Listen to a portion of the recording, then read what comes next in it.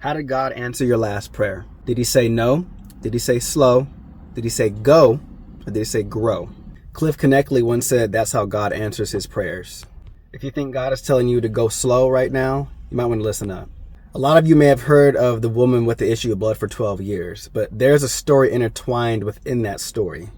In Luke chapter 8, Jesus is with the disciples, and they're in a large crowd because this man Jesus is there, and he has been known to do miraculous things. Jesus is approached by Jairus, and Jairus is begging Jesus to please heal his daughter because he believes his 12-year-old daughter is either about to die or has died. So in the midst of Jesus and the disciples making their way to Jairus' house, they are being slowed down by these crowds of people in the midst of going to his house. One of the people in this crowd is this woman with the issue of blood for 12 years.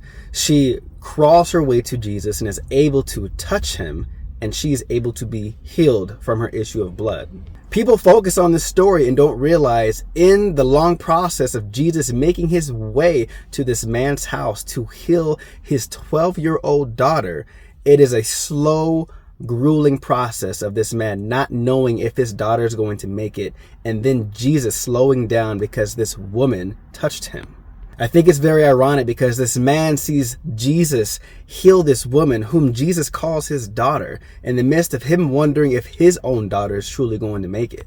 He has asked Jesus for healing, and in the midst of him going through this process of hoping and wishing that Jesus heals his daughter, he has to look and see other people being healed. How long have you been waiting for God to answer your prayer? Jesus finally makes his way over to Jairus' house, and Jairus' daughter looks like she's dead. And she was, because once Jesus calls for her to get up, it says that her spirit returned. But instead of Jairus playing the victim, wondering why he wasn't getting blessed or why his daughter wasn't getting blessed in the midst of seeing other people be blessed by God, he kept his vision, he kept his focus on the prize, which was Jesus, because eventually he showed up. Don't get discouraged when you see other people's prayers being answered when you're still waiting on God to answer yours. See it as encouragement, knowing that God is doing a great work in those around you, and that blessing is even closer than you think it is.